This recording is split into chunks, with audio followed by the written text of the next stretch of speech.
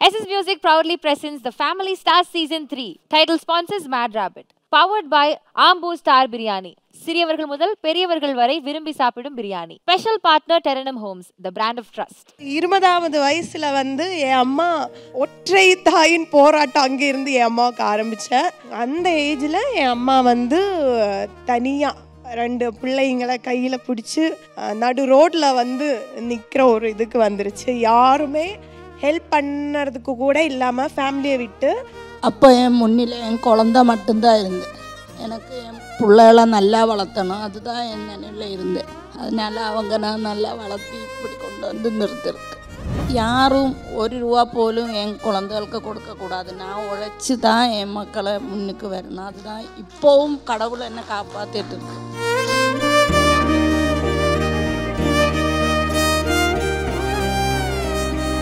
யார் முன்னாடி, ஈவன் என் அப்பா முன்னாடி கூட 1 ரூபா காசுக்கு எங்களுக்கு இது வேணும் அப்படின்னு கேட்கறதுக்கு எங்கள் அம்மா விட்டதில்லை.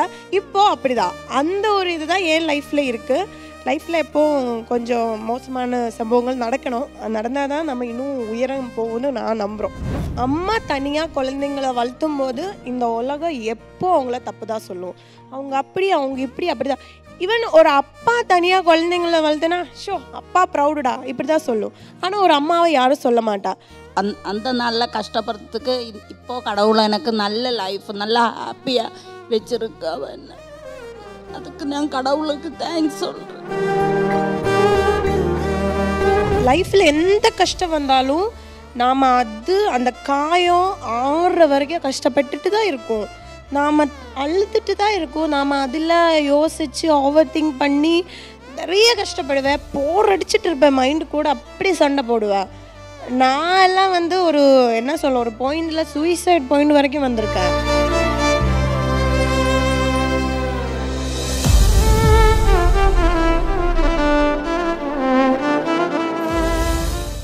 SS Music proudly presents the Family Star Season 3. Here we have the gorgeous, beautiful Anshita today. So, இவங்க இன்னைக்கு நம்ம அம்மா கூட வந்திருக்காங்க. So, yes, I think this is the first interview, right? ஆமாம், அம்மா ஃபர்ஸ்ட் தடவை தான் எங்களோட ஒரு இன்டர்வியூ வரேன். ஓகே அம்மா, ஏமா ஒரு இடத்துல பரதநாட்டியம் ஆடிட்டு இருக்கீங்க? அம்மா பயந்து உட்கார்ந்துட்டு இருக்கேன். நான் இப்போ ஃபுல் டான்ஸ் பெர்ஃபார்மன்ஸ் சரி கேரளா கதகளி எல்லாம் கனெக்ட் பண்ணிட்டேன் நான். இல்ல உட்கார்ந்ததுல இருந்து எல்லா கடவுளையும் விழிச்சாச்சு. ஐயோ என்கிட்ட எதுவும் கேட்காதுன்னு சொல்லி அஞ்சி, என்ன வீட்டுல அஞ்சி தான் கூப்பிடு 100 தடவை சொல்லியாச்சு. சரி நான் பாத்துக்கிறேன்னு சொல்லியிருக்கேன். ஆமா, அப்படிலாம் விட மாட்டாரு எங்களால. சொல்லுங்கம்மா, ஃபர்ஸ்ட் டைம் நீங்க உங்களை தான் ஃபேமிலி ஸ்டாரா கூட்டிட்டு வந்திருக்காங்க அன்ஷிதா. எவ்வளவு ஹாப்பி நீங்க? நான் நல்லா ஹாப்பியாக இருக்கேன். இப்போ மினிமம் 1 லைனாவது பேசணும், அதான் அங்கே ரூல்ஸ். ஆக்சுவலி அவங்களுக்கு இது என்னன்னு கூட தெரியாது, தெரியுமா? நீங்க என்ன சொல்லி கூட்டிட்டு வந்தீங்க? நான் சொன்னேன் ஒரு அவார்டு இருக்கு அதுக்கு போகணும்னு சொன்னேன்.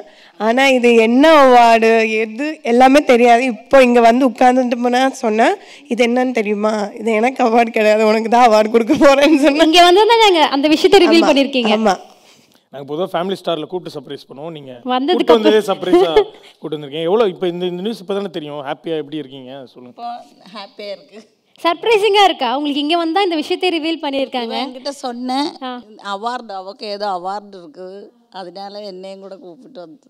ஃபர்ஸ்ட் என்ன சொன்னீங்க? வேணாம் வரலன்ட்டிங்களா? அப்படியெல்லாம் சொல்ல மாட்டேன், கூட வந்துடும். அது நான் சும்மா ஒரு சர்ப்ரைஸாக சொன்னேன், அவ்வளோதான். என்னன்னு சொல்லலை, அவ்வளோதான். இப்போ விட்டா ஓடிடலான்னு இருக்கீங்க கரெக்டா? இப்போ கேப் விட்டு நான் இல்லைன்னு சொன்னா கிளம்பிடுவேன் அப்படின்னு. ஆனால் நிஜமா சொல்கிறேன், கேடி அம்மா இது அப்படி பேசுவேன். இங்கே சும்மா நடிச்சிட்டு இருக்கு. அது தமிழ் கொஞ்சம் தெரியல, அது ஒன்று. இன்னொன்று இங்கே எல்லாரும் இப்படி இருக்குது கேமரா, அதனால கொஞ்சம் பயம். மற்றபடி என்னோட ஷூட்டிங் லொக்கேஷனில் எல்லாரையும் தெறிக்க விடுவா, அந்த மாதிரி அம்மா இது. ஓகே அன்ஷிதா, இப்போ ஃபேமிலி ஸ்டார் அப்படின்னு சொன்ன உடனே நீங்கள் என் அம்மா தான் எனக்கு ஸ்டார் அப்படின்னு கூட்டிகிட்டு வந்திருக்கீங்க. கண்ணை மூடி அம்மாவை கூட்டிகிட்டு வந்துட்டீங்க. ஸோ வை, ஹவு ஸ்பெஷல் அம்மா? அம்மா தானே எப்போ ஸ்பெஷல். அஃப்கோர்ஸ் எல்லாருக்குமே பிடிக்கும், அம்மானா யாருக்கு தான் பிடிக்காது. பட் என்னென்ன ஒரு என்னுடைய லைஃப்பில் அம்மா இந்த விஷயத்தில் எனக்கு ஹெல்ப் பண்ணியிருக்காங்க, இந்த ஸ்டேஜில் என் கூட இருந்திருக்காங்கன்னு ஏதாச்சும் ஒன்று இருக்கும்ல? Of course you are a media person. அம்மா தான் எல்லா ஸ்டேஜ்லேயும் இருந்திருக்கா, எல்லா இதுலேயும் அம்மா தான் இருந்திருக்கா. ஏன்னா அவங்க கல்யாணம் பண்ணது ரொம்ப சின்ன வயசில், 13 14 14 மேம்? ஆமா, 14ஆவது வயசுல ரன்னவே சந்தூர் மம்மி, அதனால தான் அவங்க. அப்போ என் அம்மா வந்து 13 வயசுல கல்யாணம் பண்ண, முறப்பையனை தான் கல்யாணம் பண்ண, லவ் மேரேஜ். யாரும் கெட்டியெல்லாம் வைக்கல, அவங்களா குதிச்சு போயிட்டேன் வீட்டுல இருந்து. குதிச்சு போயிட்டீங்களா? இல்ல ஓடி போவோம் என்ன மேம்? ஓடி போயிட்டேன். வாட் தட் குதிச்சு புரியல. கேரளா ரன்னவே ஓடி போயிட்டேன். அப்ப என் அம்மா வந்து 8ஆம் கிளாஸ் எனக்கு வந்து ஓடி போன கதையை வந்து இவ்வளவு சந்தோஷமா சொன்னது யாருமே இல்ல. ரன்னவே அது ஓன் டாட்டரே சிரிச்சுக்கிட்டே ஜாலியா. என்ன மேம் அந்த கதையை ஒரு ரீவைண்ட் பண்ணி சொல்லுங்க எங்களுக்கு. Yes ma'am, please ma'am. அந்த டே எப்படி இருந்துச்சு? அவர் வந்து கூட்டிட்டு போனாரா இல்ல டே எப்படி இருந்துச்சா? அந்த டே என் அம்மா சொல்றதை விட என் அம்மாவோட அம்மா சொல்றதுதான் இன்னும் அழகா இருக்கும். அந்த மாதிரி இருக்கு அது. அப்ப அடுத்த சொல்ல அந்த டே பத்தி பாட்டி வெக்கப்படுறாங்க. ஐயோ மா என்னமா பண்ணுங்க ப்ளீஸ். இல்ல என்ன நானே சொல்லிக்கிறேன். 8ஆவது கிளாஸ் படிக்கும்போது லவ் பண்ணிட்டேன். அப்படி முறப்பையன் தான். அவர் அப்பா வீட்டுக்கு கூட்டிட்டு போயிட்டா. அப்பத்துல இருந்து ஒரு 15 வயசுல என் அண்ணாவை பெத்துக்கிட்ட தாய் இது. 16 17ல என்ன உலகத்துக்கு கொண்டு வந்த தாய் இது. ஓகே மேம், ஒரு டார்கெட் வச்சிருந்திருக்கீங்க 18க்குள்ள 2 பேர் கண்டிப்பா கூட்டு வந்துடணும்னு. நடந்துருச்சு. அதெல்லாம் நடந்துருச்சு. அதுக்கப்புறம் வந்து 20ஆவது வயசுல வந்து என் அம்மா ஒரு ஒற்றை தாயின் போராட்டம் அங்கே இருந்து என் அம்மாவுக்கு ஆரம்பித்தேன். அவங்க வந்து 20ஆவது வயசில் ஒரு பொண்ணை கல்யாணம் பண்ண மாட்டேன். இப்போ யாரும் நம்மளே பண்ணலைல்ல, இவ்வளோ ஏஜ் ஆச்சு. அந்த ஏஜில் என் அம்மா வந்து தனியாக 2 பிள்ளைங்களை கையில் பிடிச்சி நடு ரோட்டில் வந்து நிற்கிற ஒரு இதுக்கு வந்துருச்சு. யாருமே ஹெல்ப் பண்ணுறதுக்கு கூட இல்லாமல் ஃபேமிலியை விட்டு அப்படி வந்துச்சு. ஆனால் அந்த ஒரு மொமெண்ட்டில் இருந்து இவங்களுக்கு வந்த ஒரு தைரியம், அந்த ஏஜில் அந்த காலத்தில் வந்த ஒரு தைரியம்தான் இன்றைக்கி நானும் என் அண்ணாவும் இப்படி ஹாப்பியாக சூப்பராக இருக்கிறதுக்கு ரீசன். மேம், இப்படி அவ்வளோ சின்ன வயசில் நிஜமாவே நான் யோசிச்சு பார்த்தா 14-15 வயசில் நான் என்ன பண்ணிட்டு இருந்தேன்னா, என்னாலலாம் இப்போ கல்யாணம் பண்ணிக்க சொன்னால் கூட நான் ஓடிடுவேன் இல்லை. ஸோ எப்படி மேம் அவ்வளோ சின்ன வயசில் கல்யாணம் பண்ணி 2 குழந்தையோட ஒரு சிங்கிள் பேரண்ட்டாக உங்களை வளர்த்துருக்கீங்க? அப்போ என் முன்னில் என் குழந்தை மட்டும்தான் இருந்தேன். எனக்கு என் பிள்ளைகளை நல்லா வளர்த்தணும், அதுதான் என் நினைவில் இருந்தேன். அதனால அவங்க நான் நல்லா வளர்த்தி இப்படி கொண்டு வந்து நிறுத்திருக்கு. அழக்கூடாது, நான் எங்கேயும் போய் அழமாட்டேன், அதனால நீங்களும் அழக்கூடாது. மேம், அன்றைக்கி ஆக்சுவலாக ஒரு ப்ராமிஸ் மேக் பண்ணியிருப்பீங்கல்ல, லைக் குழந்தை இருக்கிறப்போ நம்ம வந்து இதுக்கப்புறம் பார்த்துக்கிட்டாகணும். ஸோ அந்த ப்ராமிஸ் நான் கீப் அப் பண்ணுறேன் லைஃப் ஃபுல்லான்னு. ஸோ இன்னி வரைக்கும் அப்படி பார்த்துட்டு இருந்ததுனால தான் இவங்க 2 பேரும் இன்றைக்கி சக்ஸஸ்ஃபுல்லாக இருக்காங்க. ஸோ அன்றைக்கி என்ன ப்ராமிஸ் நீங்கள் உங்களுக்குள்ளே சொல்லிக்கிட்டீங்க? எனக்கு யாரும் ₹1 போலும் என் குழந்தைகளுக்கு கொடுக்கக்கூடாது, நான் உழைச்சி தான் என் மக்களை முன்னுக்கு வரணும். அதுதான் இப்போவும் கடவுளை என்ன காப்பாற்றிட்டு இருக்கு. அது எப்போ என் அம்மா வந்து அந்த ஏஜில் இருந்து அது யோசிச்சு தனி ஆளாக நின்று என் அம்மாவை வந்து இன்னொரு ரிலேட்டிவ் ஹெல்ப் பண்ணிவிட்டு அவங்க துபாயில் ஒரு வாட்டர் பார்க்கில் ஃபர்ஸ்ட் லேடி ஸ்டாஃப். அது அவங்க படிப்பில்லை எதுவும் இல்லை, ஆனால் அங்கே போய் 6 monthsக்குள்ளே எல்லாமே தெரிஞ்சு அம்மா வந்து அங்கே ஃபர்ஸ்ட் லேடி ஸ்டாஃபாக நின்று என்னை அண்ணாவே அழகாக பார்த்துக்கிட்டேன். எதுக்குமே குறை வச்சதில்லை. என் சின்ன வயசில் வந்து பார்த்திங்கன்னா அம்மா அப்பா பிரிஞ்ச அந்த டைமில் நிறைய நான் கோத்ரூ பண்ணியிருக்கேன். அந்த ஒரு சின்ன வயசில் ஒரு 4th ஸ்டாண்டர்டோ 5th படிக்கிற அந்த ஒரு டைம் வந்து என்னோடய லைஃப்லேயே மறக்க முடியாத அளவுக்கு நிறைய விஷயங்கள் நானும் இது பண்ணியிருக்கேன். ஆனால் அதுக்கப்புறம் பார்த்தீங்கன்னா அம்மா வந்து அம்மாவோட அம்மாவை கூட்டிகிட்டு ஒரு வீடு எடுத்து எங்களை தனியாக ஒரு வீட்டில் எல்லாரையும் சேர்த்து வச்சு அதில் இருந்து எந்த குறையும் அம்மா எங்களுக்கு 2 பேருக்கும் வச்சதில்லை. யார் முன்னாடி, அதுதான் யார் முன்னாடி, ஈவன் என் அப்பா முன்னாடி கூட ₹1 காசுக்கு எங்களுக்கு இது வேணும் அப்படின்னு கேட்குறதுக்கு எங்கள் அம்மா விட்டதில்லை. இப்போது அப்படிதான் அந்த ஒரு இதுதான் என் லைஃப்பில் இருக்குது. நான் ஒரு 18 அந்த ஒரு ஏஜில் இருந்து நானும் என் ஃபேமிலியை பார்த்துக்கிட்டு இருக்கேன். என் அம்மாவை இப்போது அதை நான் ரொம்ப ப்ரௌடாக சொல்கிறேன். என் அம்மாவையும் அண்ணா என் ஃபேமிலி எல்லாரையும் நான் வந்து ரொம்ப அழகாக பார்த்துட்டு இருக்கேன். அதனால் என்னென்னா என் அம்மா அன்னைக்கு எடுத்த அந்த முடிவு தான் இப்போ எனக்கு இருக்குது. நானும் யார் முன்னாடியும் போய் என் ஃபேமிலி பார்த்துக்கணும் இல்லை என்ன பார்த்துக்கணும் அப்படின்னு சொல்லி ₹1 போய் நிற்கக்கூடாதுன்னு என் அம்மா எடுத்த அந்த முடிவு தான் இப்போது என் லைஃப்பில் இருக்குது. அதனால் இப்போ ரொம்ப ஹாப்பியாக போகுது, அவங்களும் ஹாப்பியாக இருக்கு.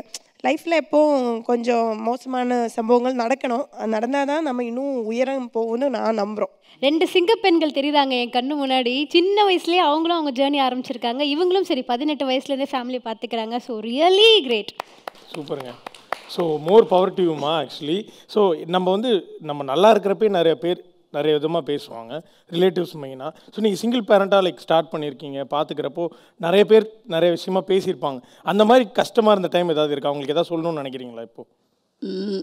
எப்போவும் இப்போவும் எல்லாரும் ஒரு மாதிரி தான் பேசும், தப்பாக பேசும். நான் அது ஒன்றும் செவிக்கொள்ளாது. எல்லாம் கடவுள். ஏன்னா அவங்களுக்கு விரல், அதனால தான் சொல்லலை. நான் சொல்கிறேன், சின்ன வயசுலேருந்து அது அப்போன்னு இல்லை, இப்போ ஆனாலும் எப்போ ஆனாலும் ஒரு அம்மா தனியாக குழந்தைங்கள வளர்த்தும் போது இந்த உலகம் எப்போ அவங்கள தப்பு தான் சொல்லும். அவங்க இப்படி அப்படி தான். ஈவன் ஒரு அப்பா தனியாக குழந்தைங்கள வளர்த்துனா அப்பா ப்ரௌடுடா இப்படி தான் சொல்லும். ஆனால் ஒரு அம்மாவை யாரும் சொல்ல மாட்டா. ஆனால் அவங்க படுற கஷ்டம், ஒரு அம்மா படுற கஷ்டம் உலகத்தில் யாரும் கஷ்டப்படலை அந்த அளவுக்கு. அதுதான் நிஜம்.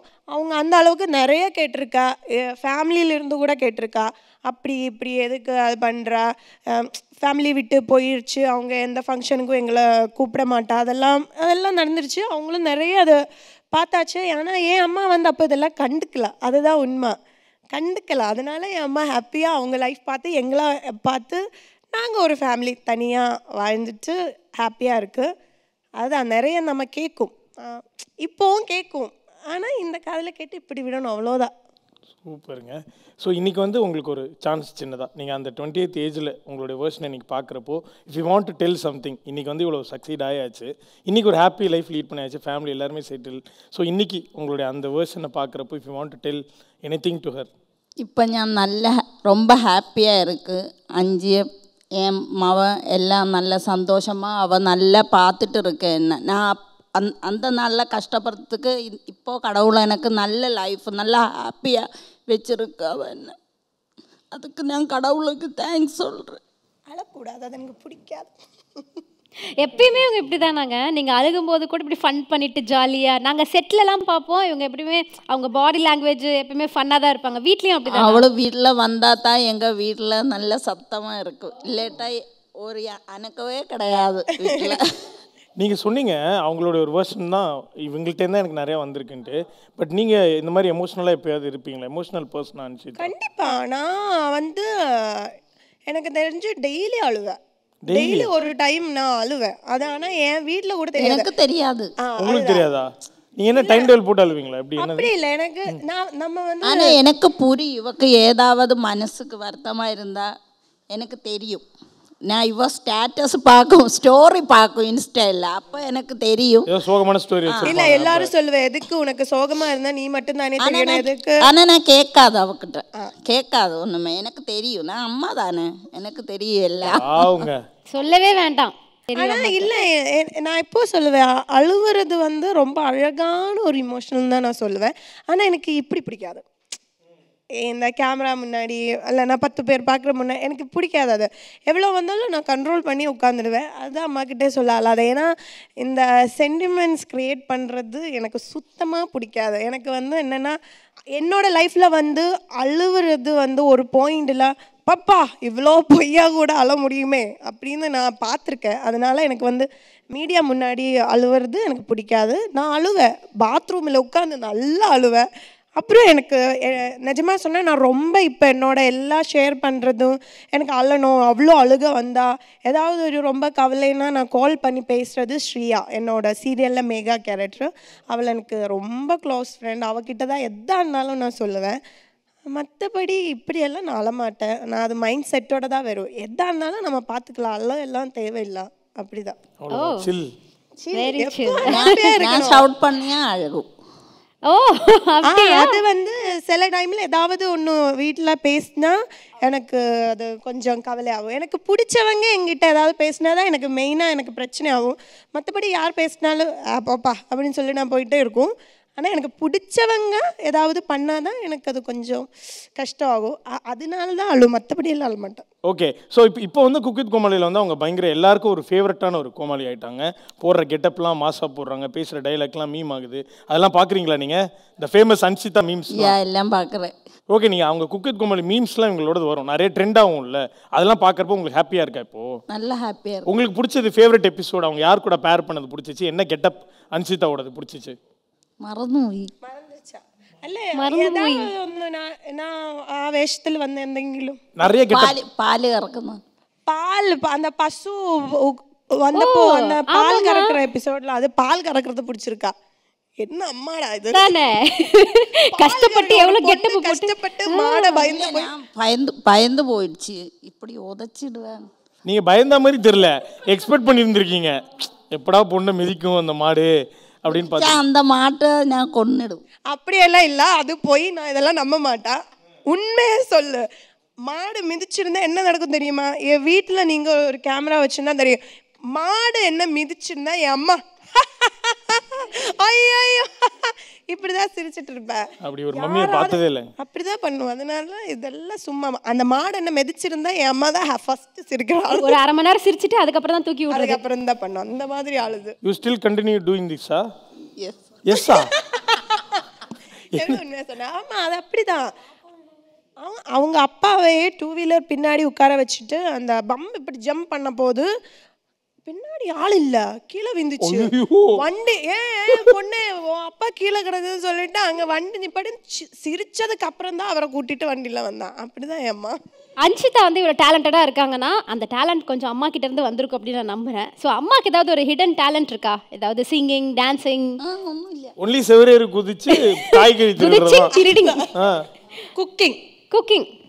என்ன டிஷ் ரொம்ப பிடிக்கும் அன்ஷிதாக்கு? அம்மா என்ன பயங்கரமா பண்ணுவீங்க? நேற்று நான் வந்தபோது ஃபிஷ் குழம்பு, மோர் ஃப்ரை, ஃபிஷ் ஃப்ரை, மாங்காய் பிக்கு.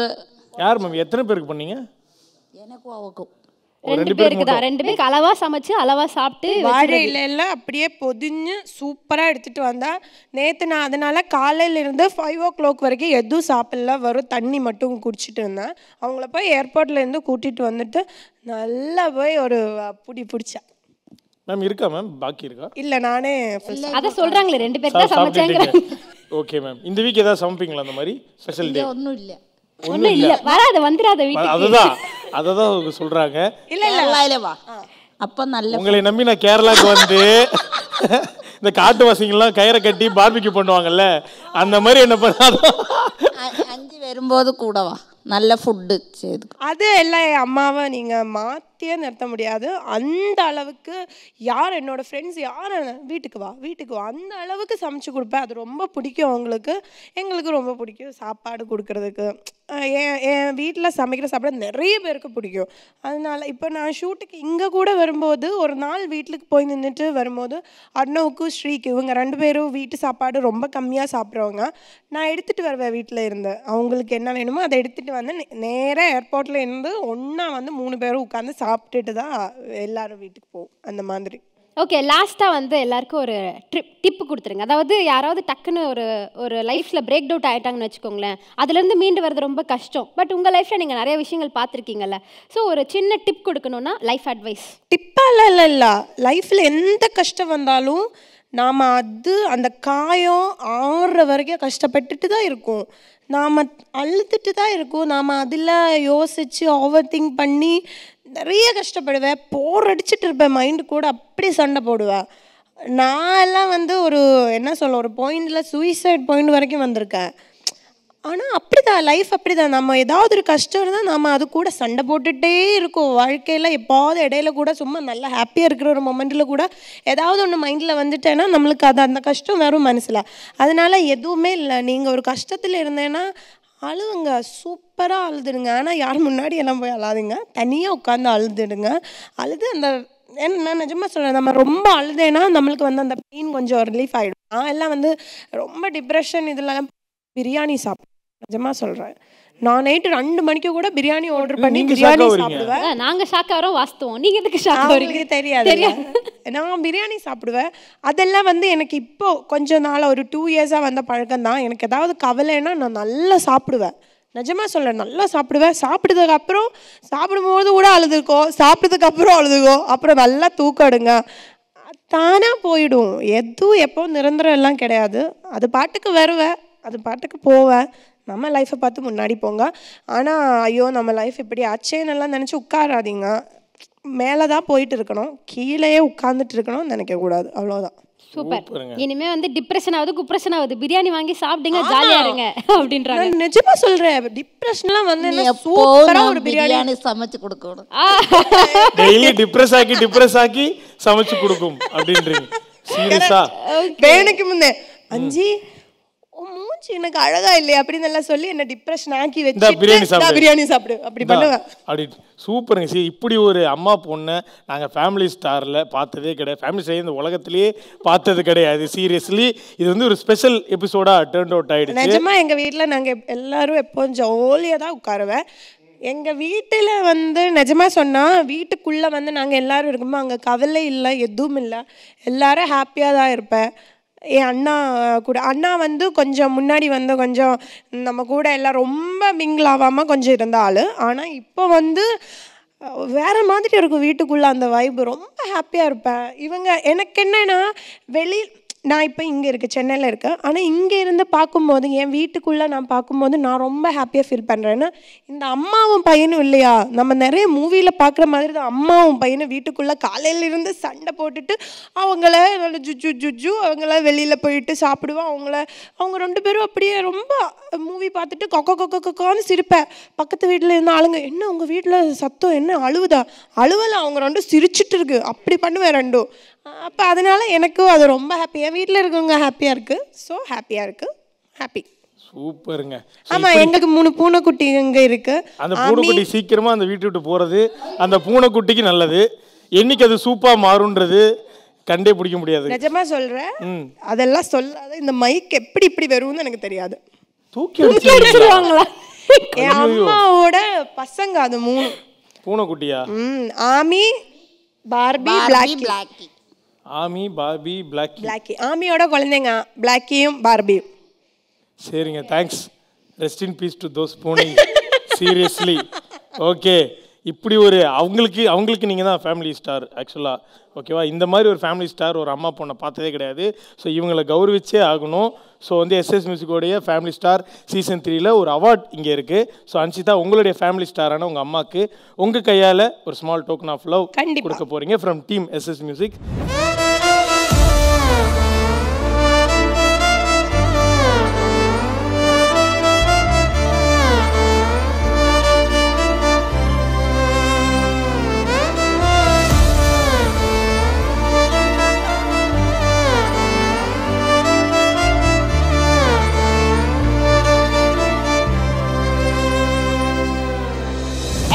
Proudly presents the Family Stars Season 3. Title sponsors Mad Rabbit. Powered by Ambu Star Biryani. சிறியவர்கள் முதல் பெரியவர்கள் வரை விரும்பி சாப்பிடும் biryani. Special partner Terenum Homes, the brand of trust.